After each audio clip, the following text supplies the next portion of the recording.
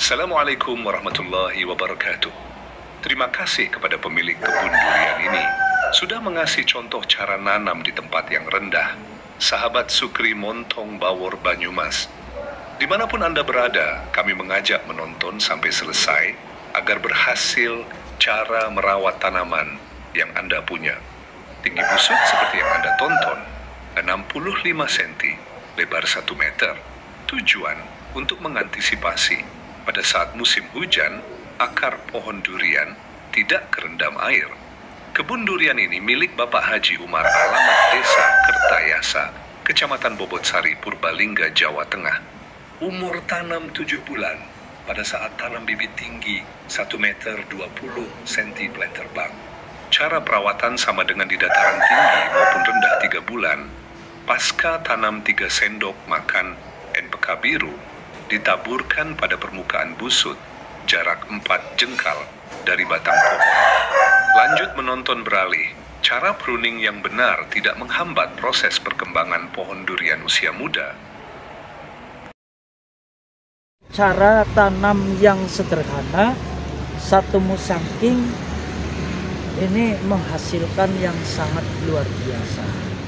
Nah, cara perawatan di mana-mana tidak ada yang pakai selain NPK biru dan pupuk kandang kambing, sampah-sampah. Alhamdulillah ini usia 3,5 tahun, malah yang ini baru 2 tahun. Sisipan ini baru 2 tahun. Sudah menghasilkan yang sangat luar biasa. Mari cara-caranya, yuk kita pindah. Pemruningan ya jangan terlalu ekstrim. Jadi harus banyak ranting, harus banyak daun. Supaya nutrisi-nutrisi itu banyak yang bantu menyedot.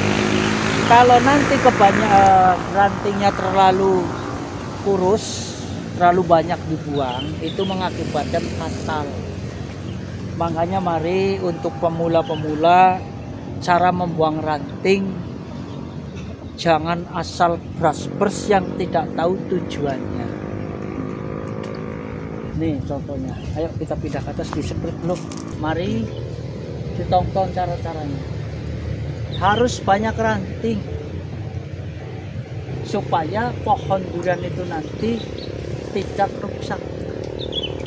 Jadi cara pruning mari sedulur ditonton. Di sini adanya pupuk kandang kambing. Ya, pindah dulu ke atas, skrip dulu. Assalamualaikum warahmatullahi wabarakatuh, teman-teman. Banyak sekali masuk pertanyaan ke Pak Guru terkait untuk apa dilakukan pruning dan bagaimana pruning yang benar. Nah, menurut saya teman-teman, ini adalah sangat urgent dan penting. Karena kenapa? Pruning ini sangat berpengaruh terhadap pertumbuhan tanaman durian teman-teman, apalagi jika diberikan pupuk secara rutin.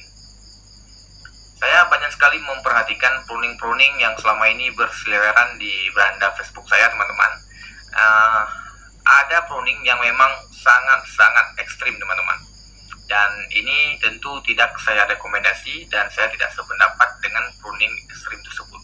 Kenapa?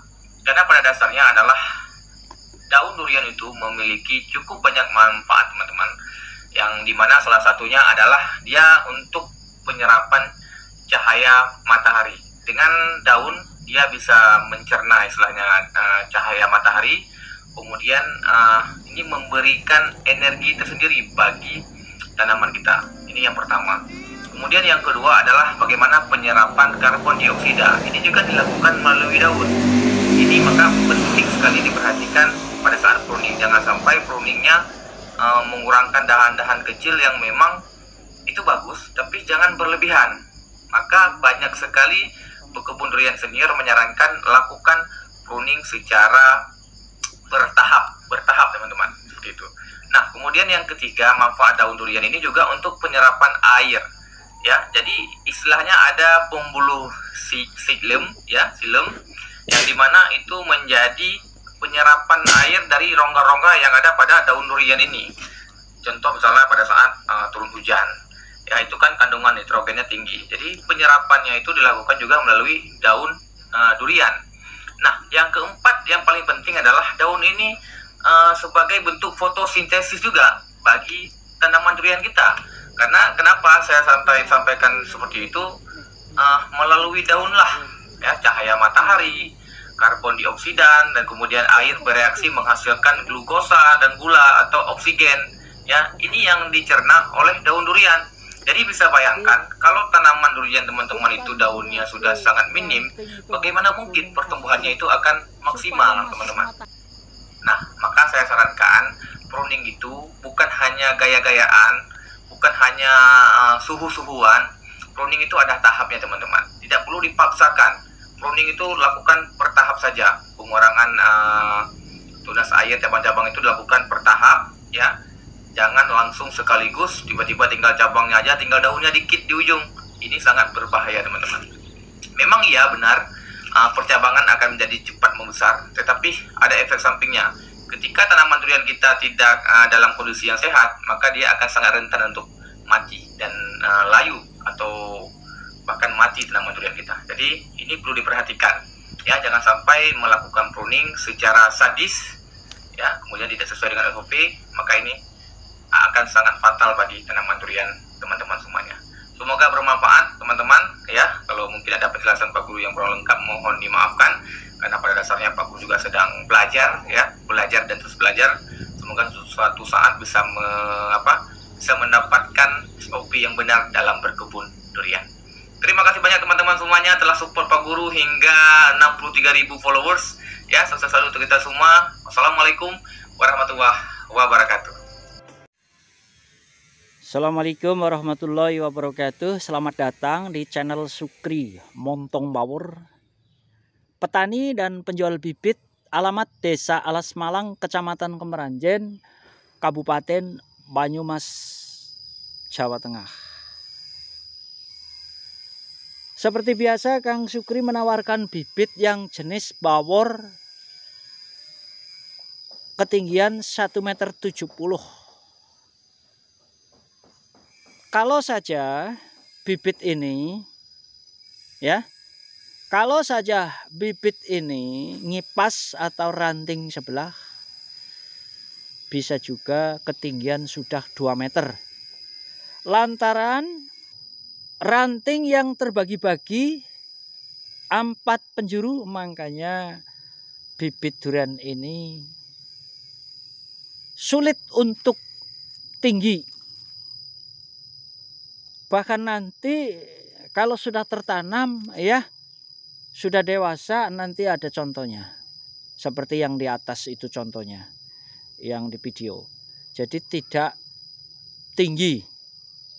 Nah, kita tawarkan harga, ya, 550.000 yang seperti ini. Kalau pengambilan banyak, ya, ya, kita juga manusia. Kemungkinan bisa nego sampai jadi, ya gitu, nego sampai jadi.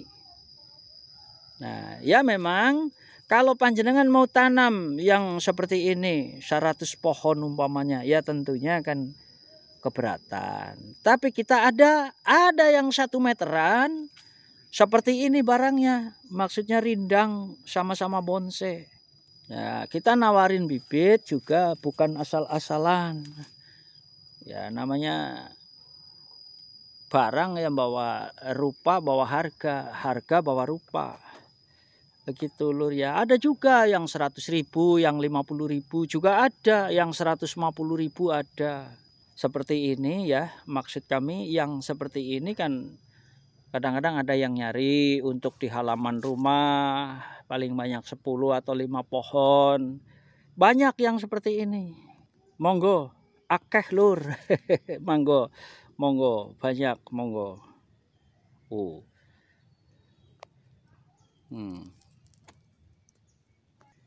Monggo. Tuh, kita ambil dari pucuk-pucuknya semua tuh. Ini kalau HP-nya bagus lur. Aduh, tuh. Kalau HP-nya bagus lur, ijo royo-royo lur, bukan hanya si ijo saja. Tuh, rimyong-rimyong lur. Ini yang dinamakan bonsai lur. Monggo, kemarin ada yang nanya, kagak dibuka harga 550.000, biaya ongkir Biaya pengiriman ditanggung pembeli. Monggo.